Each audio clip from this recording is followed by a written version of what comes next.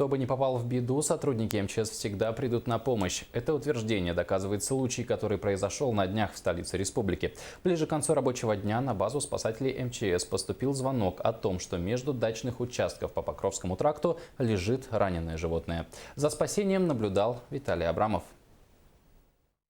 На помощь зверю незамедлительно прибыли 5 спасателей МЧС. Судя по всему, косуля была сбита автомобилем и лежала недалеко от дороги. Несмотря на то, что животное дикое, спасатели сумели накинуть на нее брезентовую ткань и погрузить в машину. На звонок ветеринарам спасателям было сказано, что рабочий день уже закончен, приносите животное завтра. Так они и поступили. Косуля переночевала в гараже у спасателей. Рогатого гостя заботливо положили в коробку, чтобы он смог немного отдохнуть и прийти в себя. Получается, это уже вторая косуля. Еще одна была на дачных участках. Мы удачно, она там ничего не поранилась. Мы ее спокойно на Вилюйский тракт вывезли, выпустили. Она долго лежала, потом сама встала и все, убежала.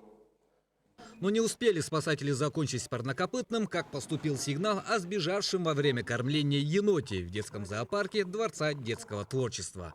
На отлов полоскуна была направлена дежурная смена ЕПСО МЧС России. По прибытию спасатели обнаружили испуганный персонал зоопарка и прятавшегося за шкафами енота. Убегал именно в мою смену. Почему-то так получается. Но там не было у нас закреплений на клетках хороших. Он даже умудрялся веревки развязывать. Вот так вот. У него пальцы длинные, и он как-то умудряется. Так что было такое, что сбегал. Спасатели не стали церемониться с мохнатым рецидивистом. Накинули на него плотную ткань и вернули в клетку. Оказалось, что в теле енота живет по меньшей мере душа льва. Хищник активно сопротивлялся и пытался поранить спасателей. Укусил, да? В тот раз разодрал тоже. Кровь есть? Нет.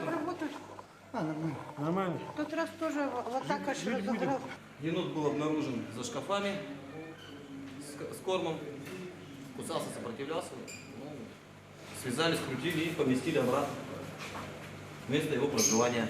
Утром следующего дня была снаряжена машина для отправки дикой козы в республиканский зоопарк. В зоопарке косулю осмотрели ветеринары и сообщили, что травмы весьма серьезные и то, что сделает все возможное, чтобы животное выжило.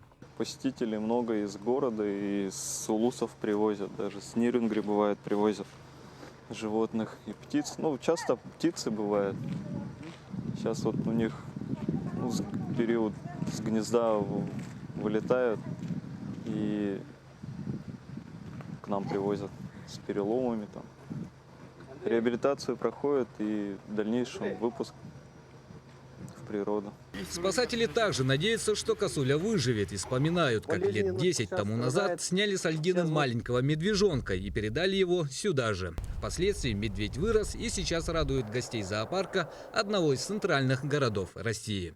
Виталий Абрамов, НВК Саха, Якутск.